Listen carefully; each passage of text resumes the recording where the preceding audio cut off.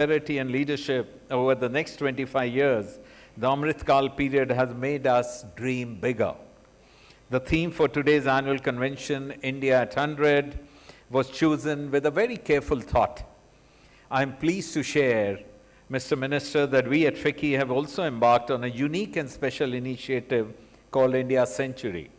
Over the course of last 6 months, we've been working with FICCI's sectoral committees and industrial leaders across more than 200 organizations to establish a roadmap for the next 25 years for our country, and have been supported by McKinsey & Company in this initiative. This collaborative effort has helped us identify actions, unlocks, and enablers that will help India achieve the vision of becoming a high-income economy by 2047, in line with the vision of Honorable Prime Minister for the Amrit Kal period. The transformational reform measures introduced over the last 8 years have laid the foundation for India's high-growth trajectory. The all-inclusive, all-pervasive, and all-round development initiatives of the government are transforming in India, and each step is bringing us closer to an Atmanirbhar Bharat.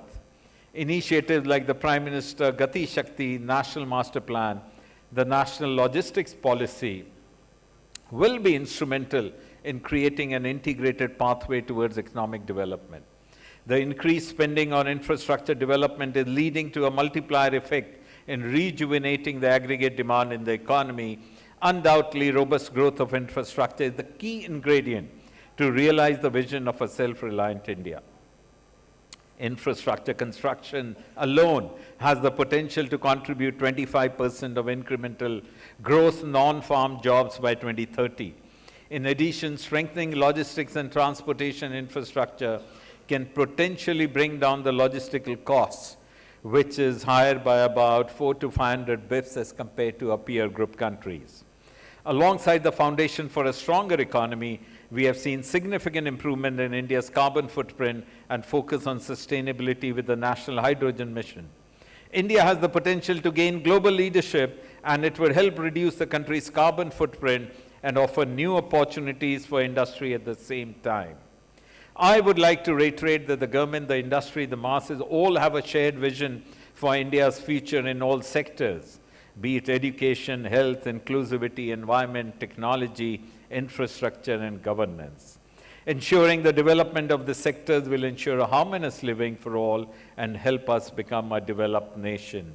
Thank you once again, Mantriji, for being with us today. Much appreciate your presence.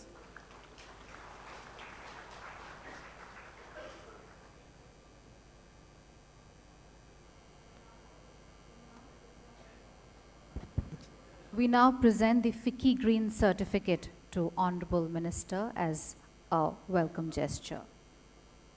Thank you. Ladies and gentlemen, Shri Nitin Gadkari ji has totally transformed the transport infrastructure landscape in the country today.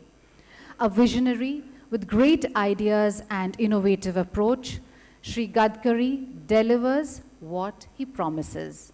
The exponential increase in project completion speed is undoubtedly due to his personal involvement and in-depth study of the projects, as well as his efforts to resolve issues associated with the projects.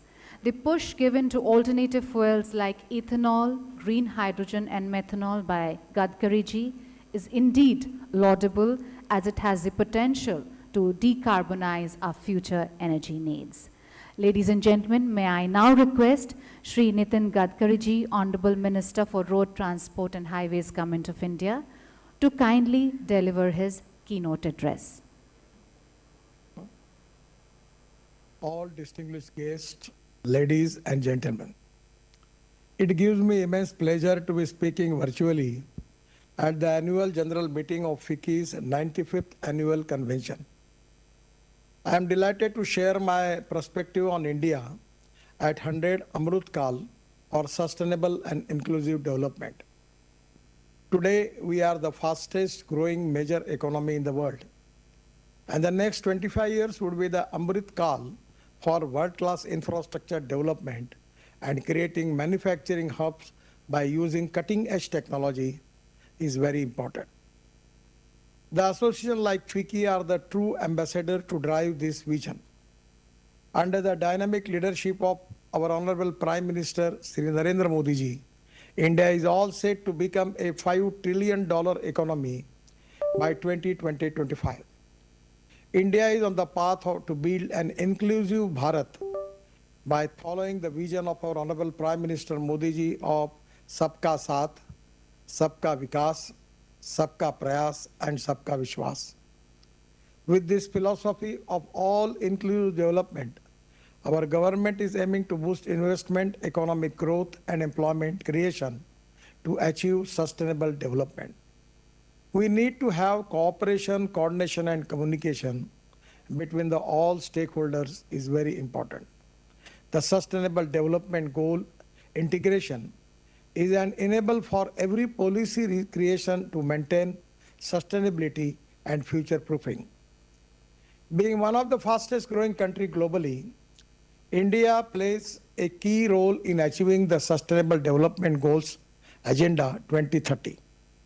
According to UNGC, UN Global Compact, 50% of delivery of the global goals are expected to come from the progress made in India.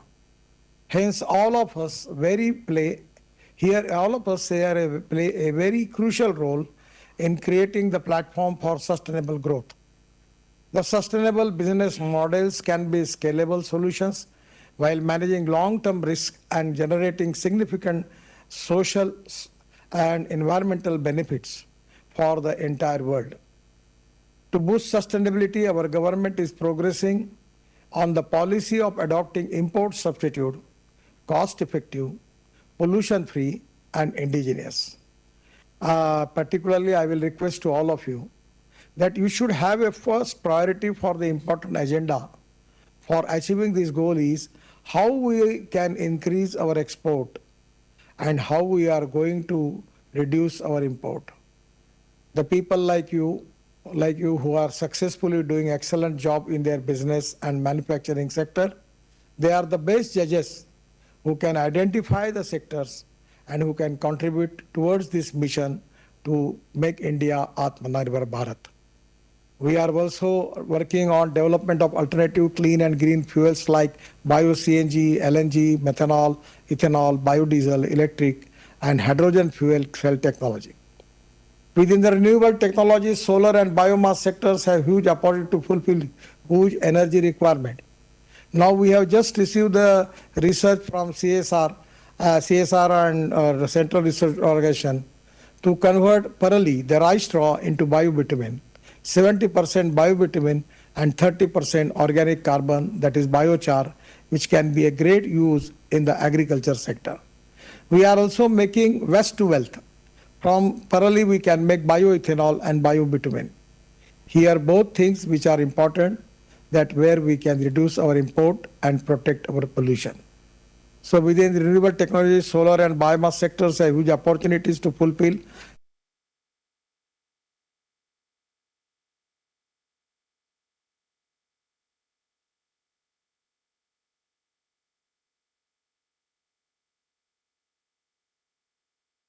Mobility would be the most effective transport system by 2030. Couple of days back, one of Canadian company had come to me to show that how we can get cobalt and manganese from mining in the ocean waters. It is very important to make the research on it. They showed me the sample of mining material and they claim that it will reduce the cost of batteries if we can use it as the source of cobalt. Lot of research is happening globally with regards to battery chemistry. We should be the leaders in this sector. Today, our automobile industry is of rupees 7.5 lakh crores and we want to take it up to 15 lakh crores. This will create a lot of new jobs and make India as one of the biggest automobile manufacturer in the world. Our focus is to save these automobiles run on alternative fuels. Recently launched a flex fuel car which can run on 100% bioethanol and 40% on electricity. These alternative fuel solutions will create a huge business opportunity for our country. Out of the total renewable power generated, 38% of the electricity generated from solar energy, which has been targeted to 60%. The green hydrogen is a fuel for the future, and it is a sustainable alternative for fossil fuel like coal and crude oil. India is in an excellent position to shape itself an energy exporter, and this can be only possible due to the potential of green hydrogen in India. In near future, the green hydrogen will be source of energy in aviation, railway, road transport, chemical and fertilizer industry. India has potential to become a global manufacturing hub and exporter for green hydrogen in near future. Sustainability is also increasingly recognized as an important part of the construction industry.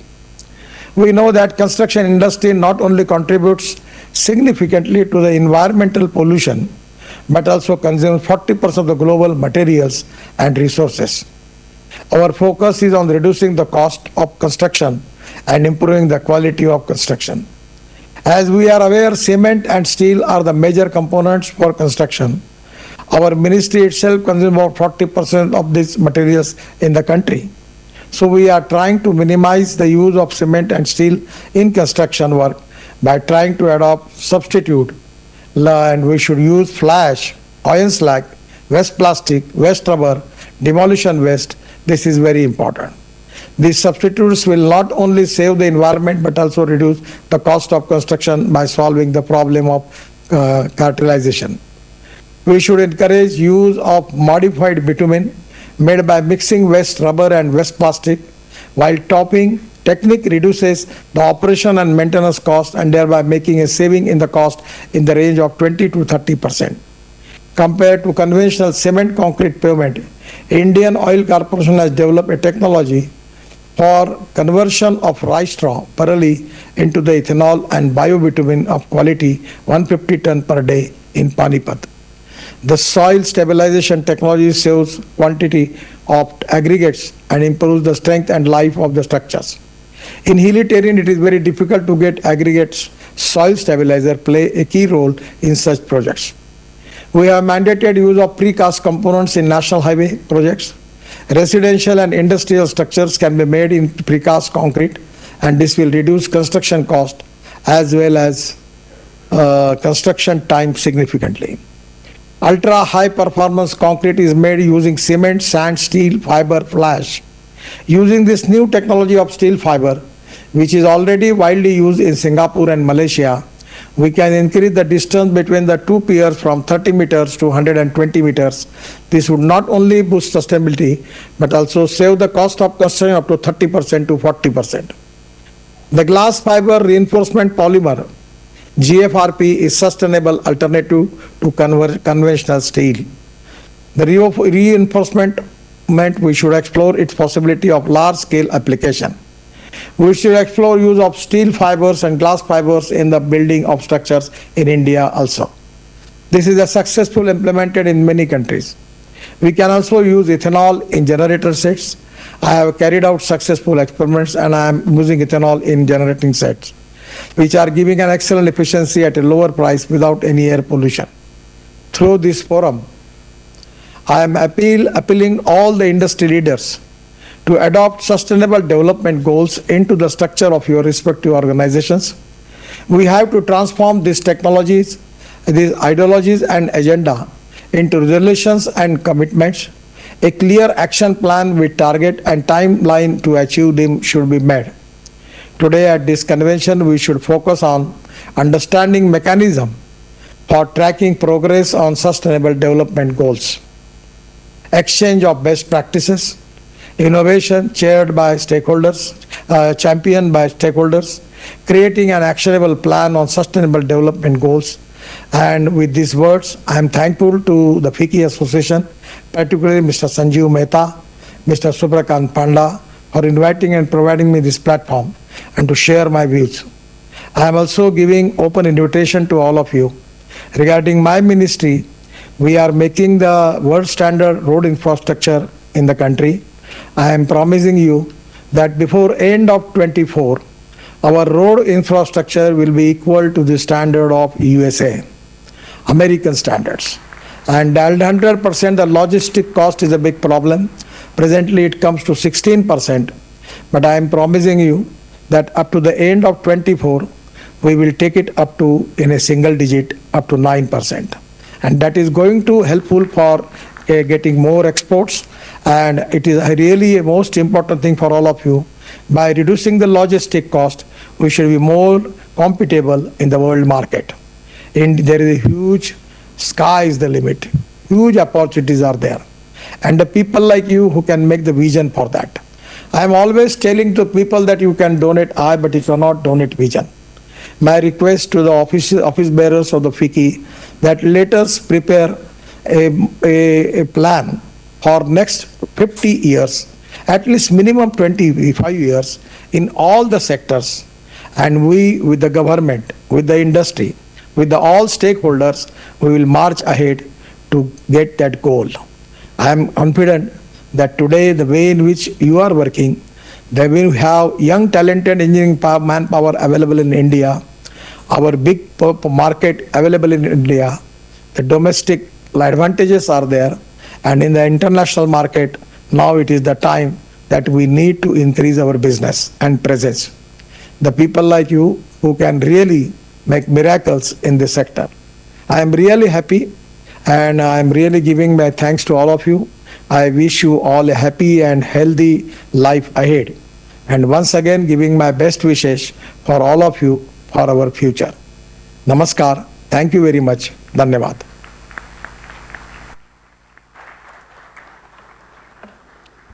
Thank you, Honorable Minister. You have really enthused the August gathering here. And thank you for your noteworthy address and for your extremely innovative ideas. May I now invite Mr. Subrakant Panda, and may I request him to kindly propose a vote of thanks.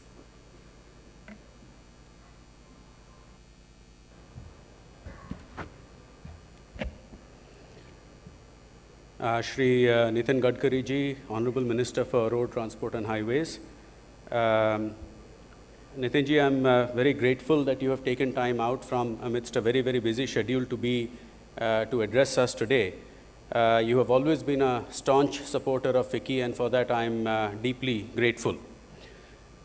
Ladies and gentlemen, I'm sure you'll agree that it's both enlightening as well as a delight to listen to Gadkari ji, because he's a rare combination of empathy for the common man coupled with a sharp mind which is always thinking of new and innovative ideas, many of which he has highlighted in his speech today.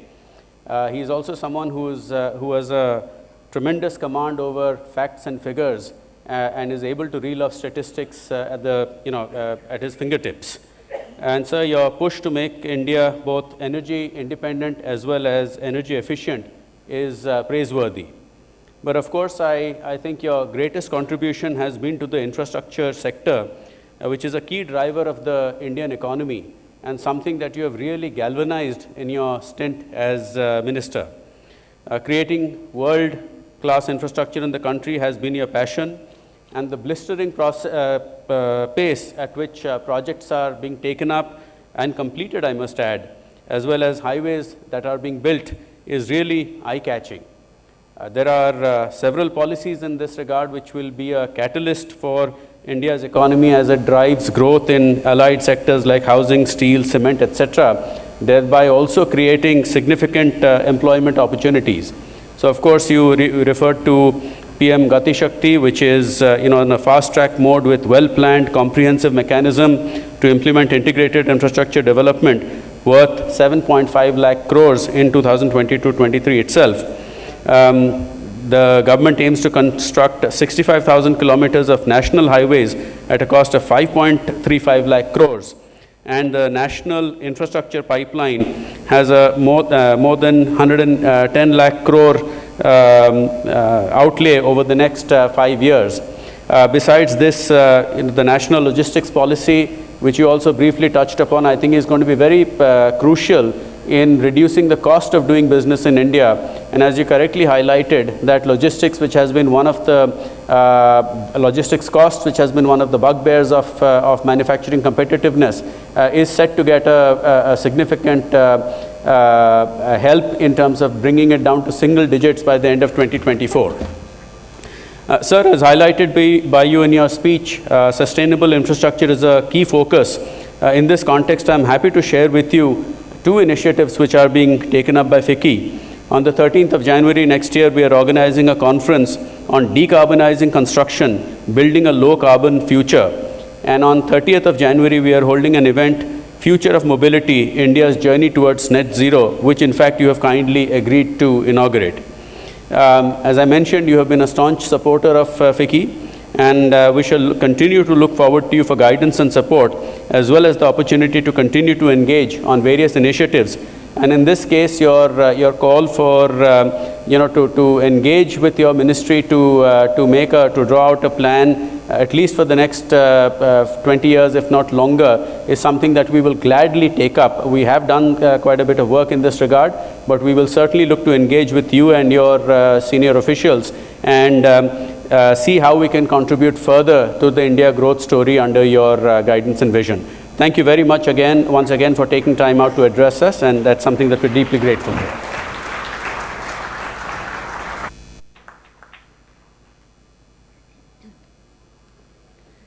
Thank you, Mr. Panda. Ladies and gentlemen, we will now continue with our CEO's panel. So over to session moderator. Thank you very much. That was a very inspiring and practical